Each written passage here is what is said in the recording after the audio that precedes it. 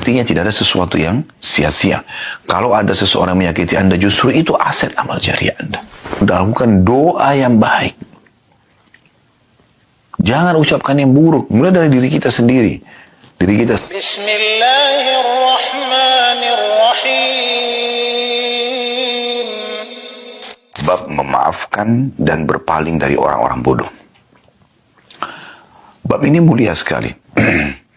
Tentu berat bagi orang yang tidak menggunakan keimanan di saat dia harus memaafkan orang yang berbuat salah pada dia. Kalau kita berjalan dengan akal manusia, apalagi ditunggangi dengan bisikan-bisikan syaitan, kita akan berpikir, untuk apa saya maafkan? Dia sudah menggibah saya, dia sudah memfitnah saya, dia sudah menyakiti saya, dan apapun alasannya. Namun Islam yang merupakan agama dari Sang Pencipta Allah Subhanahu wa taala dan satu-satunya agama yang Allah ridhai, sebagaimana Allah jelaskan dalam surah Al-Maidah surah nomor 5 ayat 3, potongan ayat 3 yang bunyinya al-yauma akmaltu lakum dinakum, hari ini aku sempurnakan agama kalian, wa atmamtu 'alaikum ni'mati, dan aku sempurnakan juga nikmatku pada kalian, wa raditu lakumul islam madina, dan aku ridho Islam sebagai agama kalian. Ini menjelaskan kepada kita sebagaimana Allah perintahkan, justru di saat itu kita disuruh memaafkan. Subhanallah, hasil survei di masa kita sekarang dengan berkembangnya teknologi, ternyata orang yang bisa mengontrol emosinya, orang yang bisa mudah memaafkan dan lapang dada, justru itu yang banyak selamat dari penyakit-penyakit kronis yang banyak menimpa orang di masa kita sekarang. Justru itu yang menjauhkan seseorang dari penuaan dini. Ya.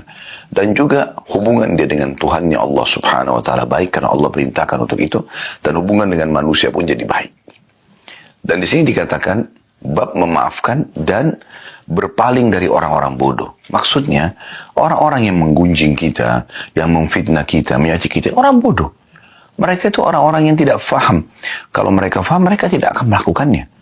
Mereka justru sangat bodoh karena mengikuti hawa nafsunya, yang nanti akhirnya Allah akan murka dengan dia sebagai pencipta, karena Allah larang orang untuk melakukan perbuatan-perbuatan tersebut, menggunjing, memfitnah, menyakiti orang lain, dan segala macam jenis-jenisnya, atau jenis-jenis yang serupa dengan itu dari pelanggaran, kayak memukul, mencaci, mencerca, dan seterusnya. Dan juga dia akan merusak hubungan dia dengan manusia. Orang yang dia gunjing, orang yang dia fitnah, orang yang dia sakiti, itu akan membenci dia. Dan orang-orang yang disakitin ini punya masa, punya keluarga, punya teman-teman yang bisa dia pengaruhi juga untuk membenci orang tersebut. Oleh karena itu, apa manfaatnya? Nabi SAW mengajarkan kepada kita banyak contoh dalam kehidupan beliau SAW. Beliau sangat jauh dari emosional, dendam, ya. Kemudian juga putus asa, ya, yang biasanya muncul justru karena permasalahan-permasalahan seperti ini. Jadi seperti orang karena disakitin maka dendam, balas dendam, balaslah kebodohan dengan kebodohan. Nabi SAW tidak pernah lakukan itu. Wahsy saja yang sudah jelas membunuh pamannya di perang Uhud, masuk Islam, membebaskan kota Mekah, Nabi SAW menerimanya. Abdullah bin Abi Syarah, sepupunya Utsman bin Affan yang masuk Islam, kemudian dia menjadi penulis wahyu Nabi, lalu kemudian dia murtad dan dia mengiklankan kemurtadannya di Mekah, dan dia mengatakan semua yang saya tulis dari ayat-ayat Al-Quran yang Muhammad suruh itu saya palsukan. Lalu Nabi SAW mengatakan, sungguh dia telah berdusta, dia tidak mengarang-arangnya karena wahyu menyampaikan itu benar, dia hanya ingin mengacaukan saja. Namun pembebasan kota Mekah juga masuk Islam. Hindun yang sangat membenci Islam, pembebasan kota Mekah juga masuk Islam dan diterima oleh Nabi SAW. Ada orang Badui pernah datang, menarik dengan keras imamah dan baju Nabi SAW sambil berkata kasar, berikanlah harta Allah yang dipercayakan kepadamu untukku. Nabi SAW sambut dengan senyum. Jadi ternyata sifat seperti ini karakter seorang mukmin, bukan menandakan dia lemah, tapi justru dia tidak menanggapi kebodohan orang-orang dengan kebodohan juga. Kalau seandainya ada orang yang menggunjing kita, lalu kita balas dengan gunjing, dia buruk, dia berdosa, dia dibenci, sama juga kita. Kalau dia memfitnah, lalu kita ikut juga memfitnah, maka sama saja posisi kita, tidak ada bedanya satu sama yang lain. Kalau dia menyakiti, kita juga menyakiti, sama saja. Ya. Bahkan dalam sebuah hadis, ya, dikatakan kalau seandainya seseorang itu terzalimi di dunia, kemudian dia tidak membalasnya, maka dia akan mengambil haknya sempurna pada hari kiamat nanti. Kalau dia sempat membalas, maka Allah akan melihat kadar balasan dia. Apakah kadar balasan dia itu sesuai dengan serangan yang datang kepada dia?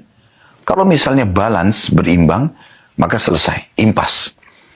Yang menzalimi tidak akan dituntut, yang juga terzalimi tidak akan dituntut karena sudah membalas di dunia.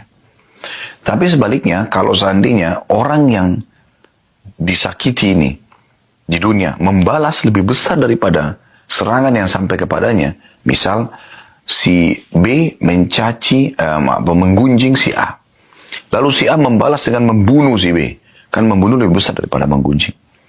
Maka pada hari kiamat dia justru yang akan dituntut oleh Allah karena hukuman yang diberikan kepada orang yang menyakiti dia itu lebih besar. Coba Anda bayangkan, artinya tidak ada sesuatu yang sia-sia. Kalau ada seseorang menyakiti Anda, justru itu aset amal jariah Anda. Mungkin dari situ Anda akan menambah derajat yang tinggi di surga. Ini judul babnya, bab yang mulia, bab memaafkan dan berpaling dari orang-orang bodoh. Kita coba dengarkan teman-teman sekalian dalil-dalil yang diangkat oleh Imam Nawawi rahimahullah. Dimulai dari surah Al-A'raf ayat 199 beliau angkat, yang berbunyi firman Allah Subhanahu wa taala, "Khudhil afwa wa'mur bil 'urfi wa'arid 'anil jahilin." Ini sesuai dengan judul ya. Artinya, jadilah pemaaf wahai Muhammad dan suruh umatmu juga. Dan suruhlah orang mengerjakan yang baik atau ma'ruf, serta berpalinglah dari orang-orang bodoh. Nah, ini 3 pesan ilahi dalam ayat ini. Surah Al-A'raf 199. Perhatikan pesan Allah, khudil afwa. Jadilah selalu pemaaf. Tenangkan diri Anda. Anggap itu angin lalu. Memaafkan antara kita dengan Tuhan Allah Subhanahu wa ta'ala. Dan Allah ingin kita seperti itu. Kita akan awet muda. Kita akan jauh dari penyakit-penyakit kronis. Kita dapat pahala. Dan juga kita bisa meraih hati orang-orang justru yang menyakiti kita. Mungkin dia menjadi penyebab hidayahnya. Disuruh dalam ayat ini, atau Allah SWT menyuruh Nabi Muhammad SAW, dan sekaligus untuk orang-orang beriman. Khudil afu. Jadilah pemaaf itu. Pesan yang kedua. Wa'mur bil 'urfi. Perintahkan orang untuk berbuat kebaikan. Ingatkan baik-baik. Yang kamu lakukan ini salah loh. Jangan. Allah marah. Allah larang. Islam melarang. Nanti akhirnya orang-orang akan menjauh dari kamu. Walaupun dia emosional. Kita dengan tenang. Wa'mur bil 'urf. Perintahkan kebaikan-kebaikan.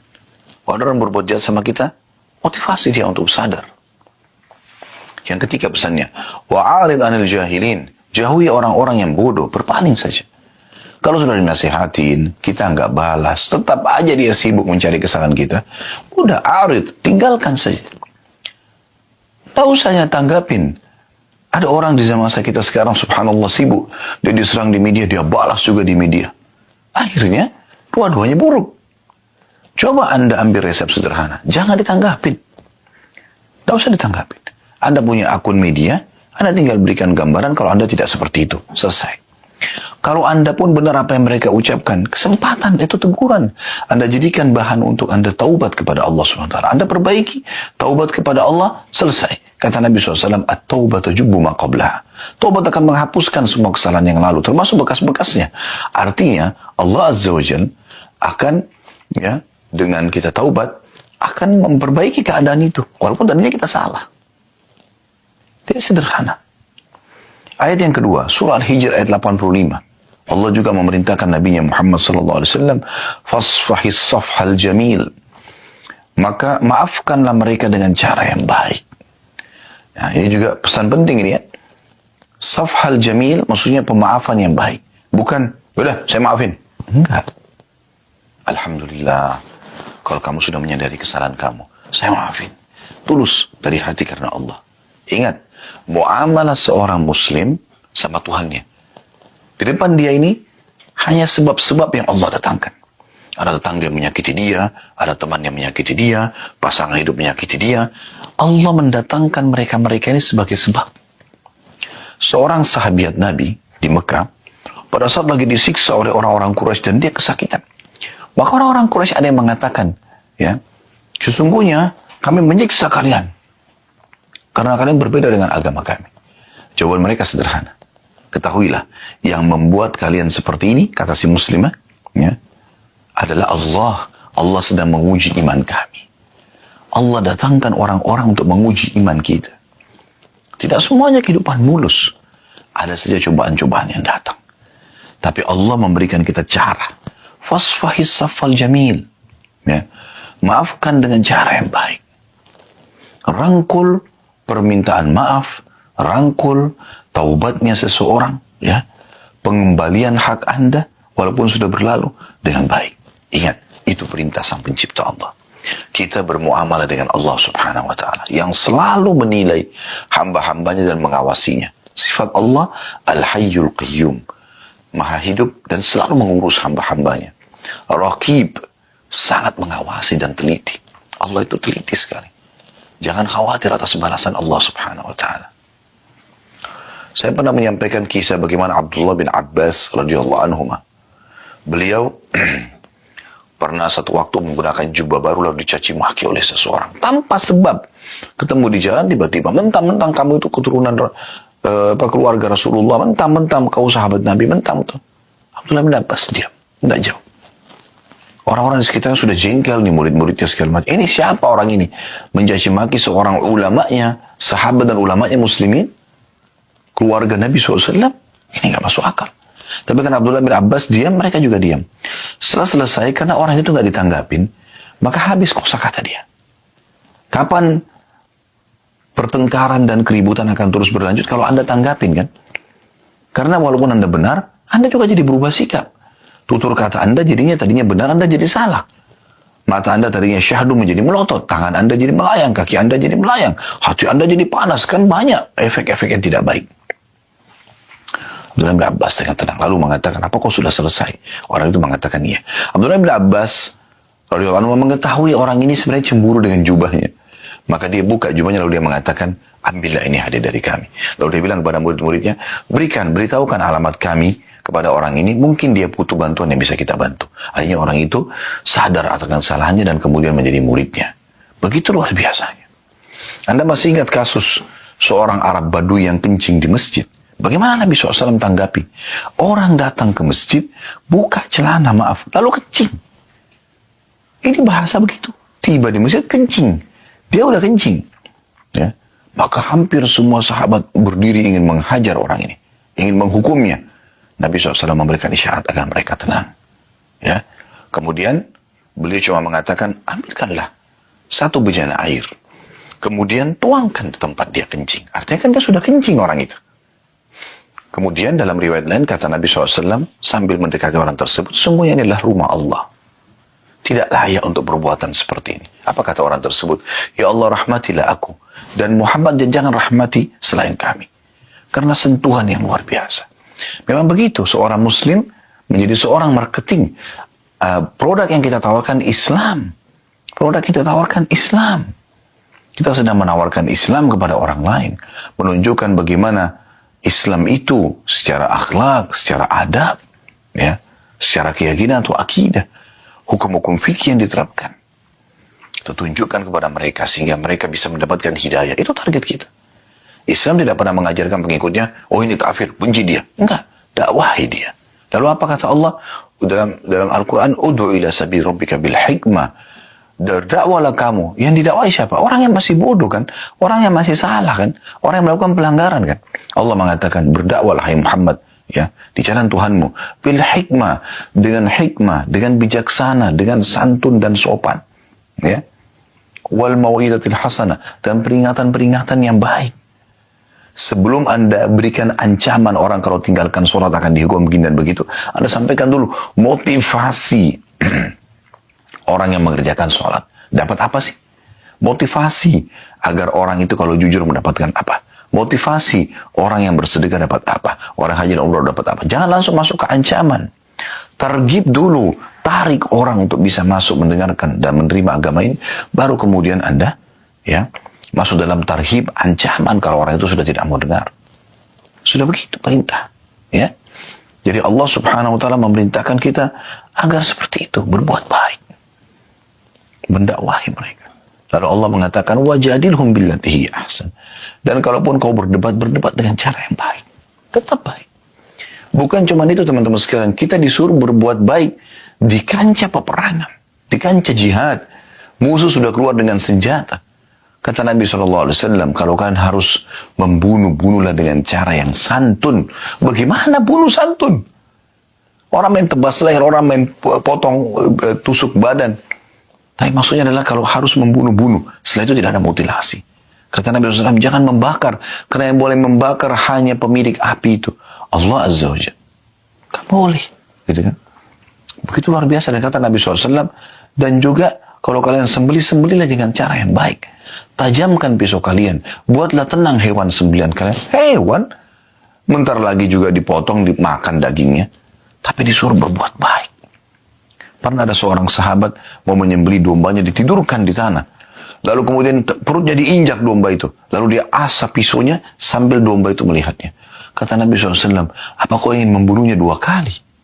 Kenapa kau nggak lakukan sebelumnya? Kenapa tidak asap pisau di tempat lain? Jangan perlihatkan kepada dia. Efek-efeknya banyak. Karena dia stres, hewan itu bisa berontak dan lari, atau melawan, atau bahkan bisa membuat dagingnya jadi keras. Itu efek. Ya. Beda sekali dengan hewan sembelihan yang kita buat tenang. Nah, itu contoh. Pada hewan pun seperti itu. Umar bin Khattab radhiyallahu anhu pernah dikirim surat oleh Amr bin As dari Mesir. Pada saat Mesir sudah ditaklukkan, ada jalur air yang ingin dibuat oleh Amr bin As dari Sungai Nil menuju ke masyarakat Mesir, supaya masyarakat Kairo tepatnya, supaya air lebih gampang mereka raih daripada mereka harus menuju ke Sungai Nil.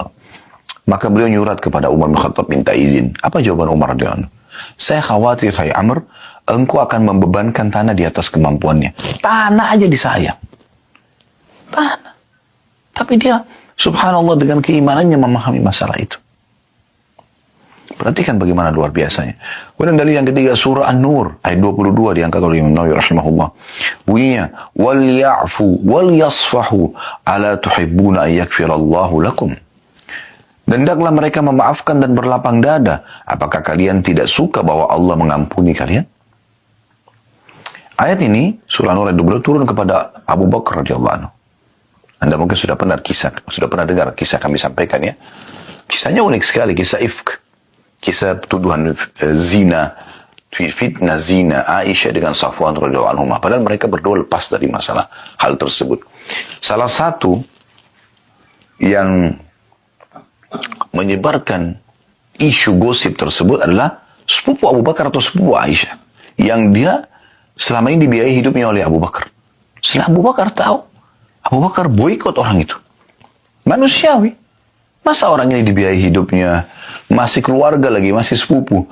Lalu dia menyebarin gosip fitnah itu. Ya. Ada yang mengatakan namanya Musri bin Abi Musri, mengatakan kalau salah Marthad bin Abi Marthad ya. Salah satunya seingat saya. Karena ada 3 orang yang waktu itu kena cambuk, dia sebagai sepupunya Abu Bakar atau sepupunya Aisyah, ya, salah satunya. Kemudian yang kedua Hamna binti Jahash, ini adalah iparnya Nabi SAW, ya, saudaranya Zainab binti Jahash. Dan yang ketiga penyairnya Nabi Hasan bin Thabit radhiyallahu anhu majma'in. Mereka juga ikut sebarin gosip tersebut gitu. Tapi pada saat itu Abu Bakar akhirnya mengambil satu keputusan. Ini orang nggak tahu diri, udah dibantu, ya, masih kerabat, ngapain sebarin gosip tanpa memastikan? Akhirnya Abu Bakar memboikot. Mulai sekarang tidak ada bantuan lagi buat kamu. Apa yang terjadi? Allah subhanahu wa ta'ala turunkan surah An-Nur ayat 22. Ya, kalau dari awal ayat tentunya, dan janganlah orang-orang yang Allah berikan kelebihan harta kepada mereka mengatakan kepada sana kerabatnya. Ya. Kalau ya, mereka tidak akan dimaafkan. Kita bisa lihat surah An-Nur ya. Saya coba buka ayat lengkapnya. Surah nomor 24. Allah berfirman, Anda bisa buka surah An-Nur surah nomor 24 ayat 22. Wala ya'tali ulul fadli minkum was-sa'ati an yu'tu ulil qurba wal masakin wal muhajirin fi sabilillah wal ya'fu wal yasfahu ala tuhibbuna yaghfirallahu lakum wallahu ghafurur rahim. Dan janganlah orang-orang yang mempunyai kelebihan dan kelapangan di antara kamu bersumpah, karena Abu Bakar bersumpah mengatakan demi Allah saya tidak akan bantu kamu lagi. Ya, kepada sepupunya ya. bahwa mereka tidak akan memberi bantuan kepada kaum kerabatnya, karena orang ini masih kerabatnya, orang-orang yang miskin dan orang-orang yang hijrah pada jalan Allah. Dan hendaklah mereka memaafkan dan berlapang dada. Coba bayangkan, anaknya sudah digosipin fitnah, menjadi sumber gosip yang sangat besar pada saat itu di kota Madinah. Istri Nabi selingkuh. Abu Bakar sangat terpukul. Yang sebarin sepupunya. Bersumpah sama Abu Bakar, saya tidak akan bantu kamu lagi demi Allah. Maka Allah menyuruh apa? Perhatikan. Dan janganlah orang-orang yang mempunyai kelebihan, harta, dan kelapangan. Ya, di antara kamu bersumpah bahwa mereka tidak akan memberikan bantuan kepada kaum kerabatnya. Ini orang. Ya, orang-orang miskin, dia juga miskin. Dan orang-orang yang hijrah pada jalan Allah. Dia termasuk hijrah dari Mekah. Ya, orang Mekah ini, muhajirin. Dan bahkan ikut di Badr. Maka Allah mengatakan, hendaklah mereka memaafkan dan berlapang dada, apakah kamu tidak ingin bahwa Allah mengampunimu? Dan Allah maha pengampun lagi maha penyayang. Ya. Subhanallah, pada saat turun ayat ini, kata Abu Bakar sambil menangis, betul Tuhanku, aku ingin engkau memaafkanku. Maka dia pun membayar sumpahnya. Ya. Kemudian setelah itu dia kembali memberikan bantuan kepada sepupunya yang tadi, ya, menyebarin gosip, ya, dan dia maafkan. Dan tentu dia tetap kena hukuman sepupunya Abu Bakar itu, ya, kena cambuk, menyebarin gosip 80 derah gitu. Nah, ini poin yang luar biasa. Kemudian selanjutnya teman-teman sekalian, surah Al-Imran ayat 134 yang diangkat oleh beliau, yang bunyinya wal afina 'anil nas wallahu yuhibbul muhsinin, dan orang-orang yang suka memaafkan kesalahan orang lain, dan Allah mencintai orang-orang yang berbuat kebaikan. Ya. Jadi di sini Allah mengatakan wal afina 'anil nas, yang suka memaafkan banyak manusia, bukan hanya satu orang, ya, banyak orang, berulang kali terjadi dalam hidupnya, mudah sekali memaafkan, sudahlah, gitu. Tapi tetap, ya, dia akan mendapatkan haknya di sisi Allah Subhanahu Wa Taala, ya. Dan Allah menyukai orang-orang yang berbuat kebaikan maksud di sini diantaranya adalah memaafkan orang. Kemudian surah Asy-Syura, ini dari Al-Quran yang terakhir yang diangkat oleh beliau, ayat 43. Yang bunyinya wala man sabara wa ghafara inna dzalika lamin azmil umur. Tetapi barang siapa yang bersabar dan memaafkan, sesungguhnya yang demikian itu termasuk perbuatan yang mulia. Barang siapa yang bersabar gangguan orang dan memaafkan, sudahlah, gitulah. Orang bodoh, orang nggak paham. Gitu. Ya. Maka sesungguhnya, ya, itu termasuk perbuatan yang mulia. Lalu kata Imam Nawawi rahimahullah di sini, dan ayat-ayat dalam bab ini cukup banyak dan dikenal. Kita akan masuk ke hadis pertama, saudaraku seiman, dalam bab ini, bab 75, bab memaafkan dan berpaling dari orang-orang bodoh, hadis nomor 648 dari awal belajar. Betul, alhamdulillah kita sudah mempelajari 648 hadis, bahkan lebih daripada itu, karena terkadang dalam satu urut nomor seperti ini ada beberapa hadis atau beberapa riwayat. Hadis ini berbunyi dari Aisyah radhiyallahu anha. Beliau berkata kepada Nabi SAW, "Hal ata 'alaika yawmun kana ashadda min yawmi Uhud?" Qala laqad lakitu min qaumiki wa kana ashaddu ma lakitu minhum yawm al-'aqabah. إذ عرضت نفسي على ابن يليل ابن عبدي يليل ابن عبدي كلال."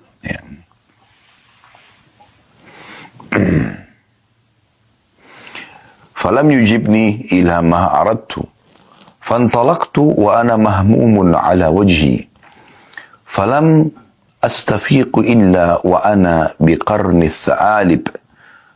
الثعالب فرفعت رأسي وإذا أنا بسحابة قد أظلتني فنظرت فإذا فيها جبريل عليه السلام فناداني فقال إن الله تعالى قد سمع قول قومك لك وما ردوا عليك وقد بعث إليك ملك الجبال لتأمره بما شئت فيهم فناداني ملك الجبال فسلم علي ثم قال يا محمد إن الله قد سمع قول قومك لك وأنا ملك الجبال وقد بعثني ربي إليك لتأمرني بأمرك فما شئت إن شئت أطبقت عليهم الأخشبين فقال النبي صلى الله عليه وسلم بل أرجو أن يخرج الله من أصلابهم من يعبد الله وحده لا يشرك به شيئا. Kata Aisyah radhiyallahu anha, mohon maaf, apakah engkau pernah mengalami suatu hari yang lebih berat daripada perang Uhud? Beliau menjawab, sallallahu alaihi wasallam, aku benar-benar telah mendapatkan apa yang aku dapatkan dari kaummu, wahai Aisyah. Yang paling berat yang aku terima dari mereka adalah pada hari Aqabah.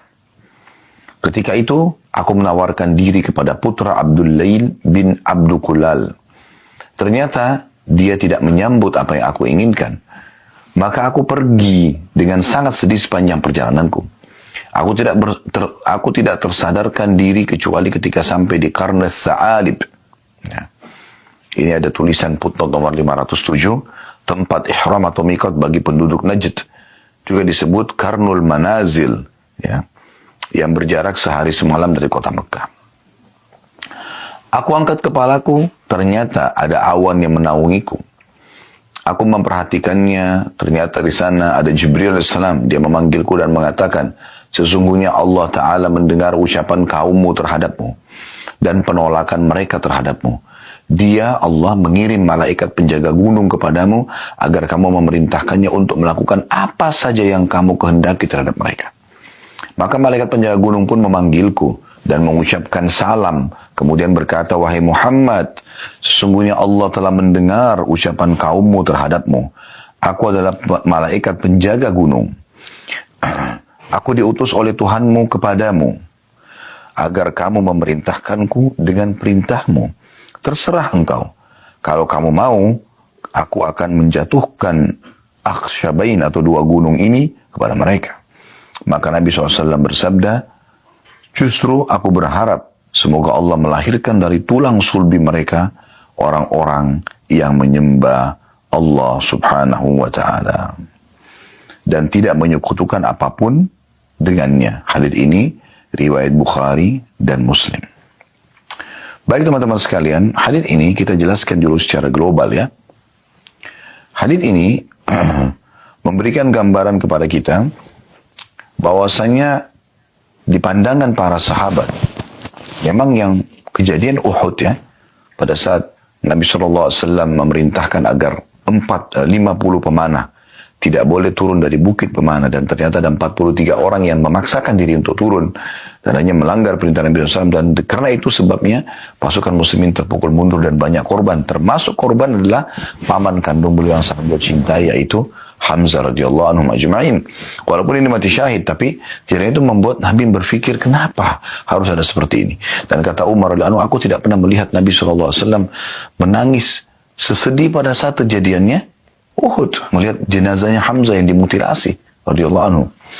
Yang penting Aisyah sempat bertanya pada saat itu, wahai Rasulullah, ada enggak sesuatu yang lebih berat bagi anda dibandingkan hari Uhud? Maka kata Nabi SAW, ada, yaitu gangguan-gangguan dari kaum, wahai Aisyah. Kaum di sini maksudnya adalah penduduk Mekah dan sekitarnya. Terutama pada saat aku di hari Aqabah. Aqabah ini letter-letternya adalah sebuah bukit yang tinggi yang bisa dinaikin ya. Dan ini digunakan juga istilah Aqabah di tempat jumrah. Nah, biasanya di musim haji Nabi SAW menggunakan kesempatan untuk mendakwai orang-orang gitu ya. Tapi ternyata penolakan terjadi. Lalu Nabi SAW mengambil inisiatif, berpikir, apa ini jalan keluarnya? Lalu Nabi SAW melihat kota terdekat dengan Mekah adalah Taif. Maka beliau pun pergi ke sana dan bertemu dengan pimpinannya. Nah, tadi disebutkan, ya, nama orang tersebut ya, Ibnu Abdi, Yalail ibni Abdi Kulal, ya. Atau Kulal, maaf, Ibni Abdi Kulal. Dan ternyata dia juga menolak. Maka setelah itu Nabi SAW mengatakan, saya pun pergi meninggalkan Taif dalam kondisi saya sangat sedih, mahmum, sedih. Kenapa agama yang ditolak padahal ini kebenaran? Nabi SAW tidak ingin kerajaan mereka, tidak ingin apapun dari mereka, cuma ingin mereka menyembah Allah dan tidak menyekutukannya sedikit pun. Maka dalam kondisi sedih seperti itu, beliau mengatakan, saya terus berjalan tanpa saya sadari saya sudah sampai di Qarnu Tha'alib, Karnul Tha'alib atau Karnul Manazil. Wilayah Najd tadi sudah disebutkan perjalanan sehari semalam dari Mekah. Jauh, jalan kaki ya. Maka Nabi SAW pada saat tiba di sana, tiba-tiba dia mendengarkan suara dari atas langit memanggil, ternyata itu adalah Jibril AS. Dan Jibril mengatakan, sungguh Tuhan Muhammad telah mendengar apa yang kamu ucapkan. Dan diutus kepada denganku, malaikat khusus mengurus seluruh gunung di muka bumi ini. Maka malaikat itu pun mengucapkan salam kepadaku, kata Nabi SAW, lalu kemudian mengatakan, hai Muhammad, Allah Tuhanmu telah mendengarkan gangguan kaummu kepadamu, penolakan mereka. Dan kalau kau ingin, perintahkan saja. Aku diutusin khusus untuk mendengar ulitahmu apa. Suruh hukum mereka seperti apa. Saya akan lakukan. Kalau kau ingin, saya akan mengambil dua gunung Akhsyabain, kemudian saya satukan supaya hancur mereka semuanya. Ada khilaf di antara ulama tentang masalah makna Akhsyabain. Apakah gunung itu adalah gunung yang ada di Mekah saja, sehingga dua gunung itu disatukan dan penduduk Mekah akhirnya kena hukuman pada saat itu, atau Akhsyabain ini bisa juga gunung di Mekah sama di Taif. Jadi dua kota ini hilang dari sejarah manusia. Dalam beberapa buku sejarah saya pernah temukan, dalam beberapa athar disebutkan juga ya, riwayat bahwasanya Jibril mengatakan, kalau kau terima ini, maka akan mereka dihancurkan dan dakwamu akan menyebar. Atau kalau kau bersabar, maka juga dakwamu akan diterima, akan menyebar. Maka Nabi SAW mengucapkan kata-kata yang tadi sudah kita sebutkan dalam akhir riwayat ini, sesungguhnya aku akan bersabar. Dan aku berharap dari tulang sulbi mereka nanti, maksudnya keturunan mereka, keluar orang yang beriman kepada Allah dan tidak melakukan kesyirikan. Dan subhanallah, doa Nabi SAW ini mustajab. Ya, harapan beliau mustajab.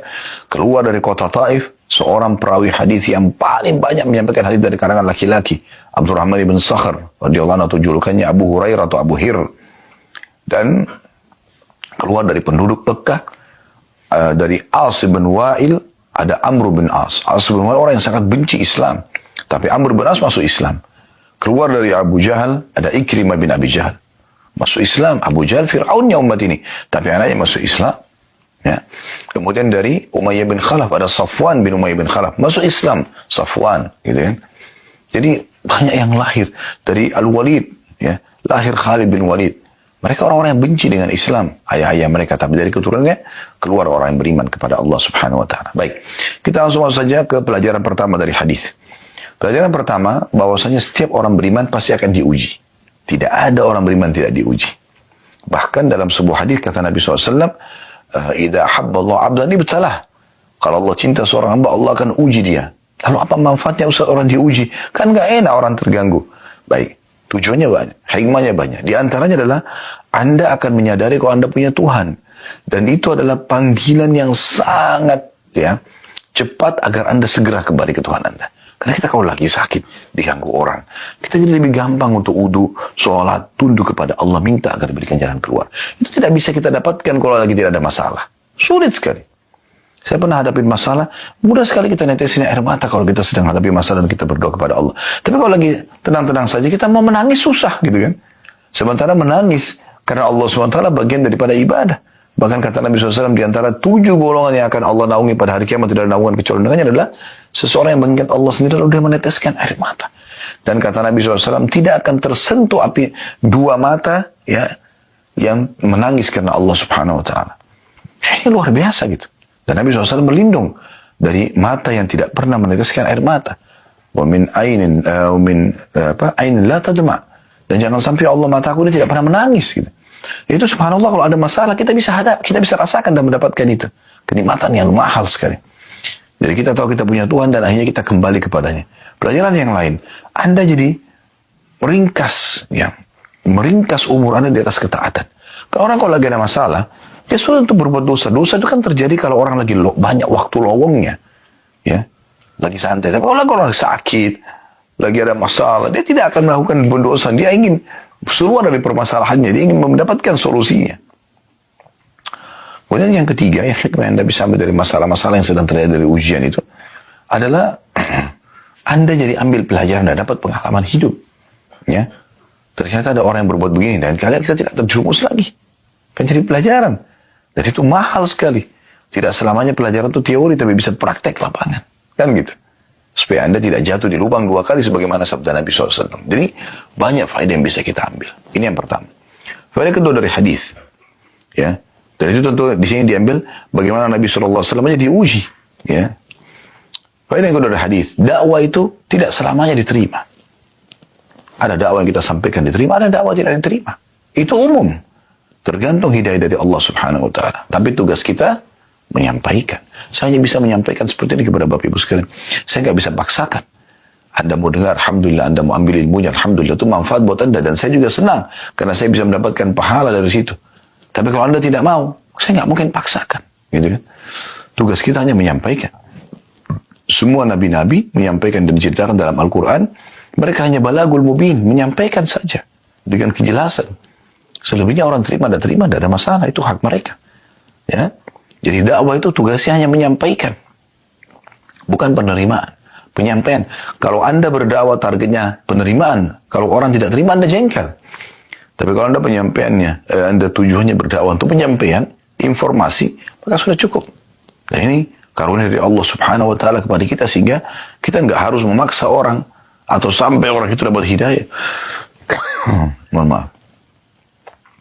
Kemudian pelajaran yang ketiga yang bisa kita ambil tentunya, ya, dari masalah ini, bagaimana orang mukmin beriman kepada adanya malaikat. Adanya malaikat. Ya. Malaikat ini makhluk Allah SWT, dan rukun iman kita yang kedua, mereka ada. Dan semua ini yang kita bisa lihat, pergantian siang malam, ya, fenomena setiap hari bisa saat kita lihat. Musim yang berganti, ya. Di Indonesia sekarang musim hujan, di Turki sekarang musim dingin dan ada salju, gitu kan.